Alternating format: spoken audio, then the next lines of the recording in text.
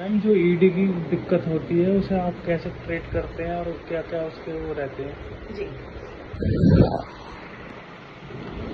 देखो बेटा, ईडी की जो प्रॉब्लम्स होती है, मैंने बहुत बार देखा है कि ज्यादातर वो साइकोलॉजिकल होती है। मतलब कुछ बॉयज जो हैं वो बहुत डरे हुए होते हैं, उनका स्ट्रेस का लेवल बहुत हाई होता है। तो जब स्ट्रेस का लेवल हाई होता है तो वो बहुत डरे हुए रहते हैं, तो उसकी वजह से भी उनको ईडी की प्रॉब्लम्स हो जाती हैं।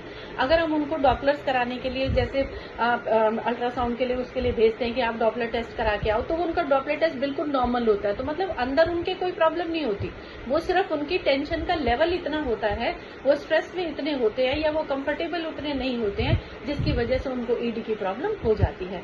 तो ऐसे सभी पेशेंट्स का हम पहले उनकी काउंसलिंग करते हैं, ठीक है। और कुछ पेशेंट्स को ईडी जो हाइपरटेंशन की मेडिसिन खाते हैं, जो बीपी की दवाइयां खाते हैं, उनको भी ईडी की प्रॉब्लम हो जाती है। क्यों? क्योंकि वो जो मेडिसिन के साइड इफेक्ट्स होते हैं उसकी वजह से उनको ईडी हो जाती है। हालांकि उनको इतनी ज्यादा प्रॉब्लम नहीं होती है। जैसे ही हम उनकी बीपी के मेडिसिन को कम कराते हैं, वैसे ही उनकी प्रॉब्लम सॉल्व होनी शुरू हो जाती है और उनकी परफॉर्मेंस ठीक हो जाती है। ऐसे ही उनका जो टाइम ड्यूरेशन होता है उसकी वजह से होती है।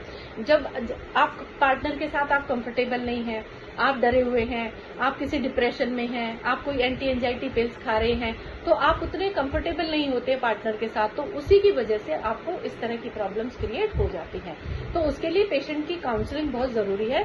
पहले हम पेशेंट की प्रॉपर काउंसलिंग करते हैं और फिर हमारे यहाँ मेल डॉक्टर भी हैं, डॉक्टर दिवाकर सिंह, वो पेशेंट्स को अच्छे से एग्जामिन करके उनकी पूरी हिस्ट्री लेके उनकी पूरी काउंसलिंग करके उसके बाद उनका ट्रीटमेंट शुरू करते हैं। और हमारा पूरा ही ट्रीटमेंट प्योरली आयुर्वेदिक होता है, जो पूरी तरह से साइड इफेक्ट्स फ्री होता है। So happy to help you. अगर किसी को इसी तरह की प्रॉब्लम है, चाहे परफॉर्मेंस की है, चाहे ईडी की प्रॉब्लम है, चाहे पुअर इरेक्शन की प्रॉब्लम है, मेल रिलेटेड जितनी भी प्रॉब्लम्स है, और चाहे मेल इनफर्टिलिटी की प्रॉब्लम्स है, उन सबके लिए ही आप डॉक्टर दिवाकर सिंह से कंसल्ट कर सकते हैं। ठीक है? और तो कोई क्वेरी नहीं है आपकी? ठीक है, थैंक यू।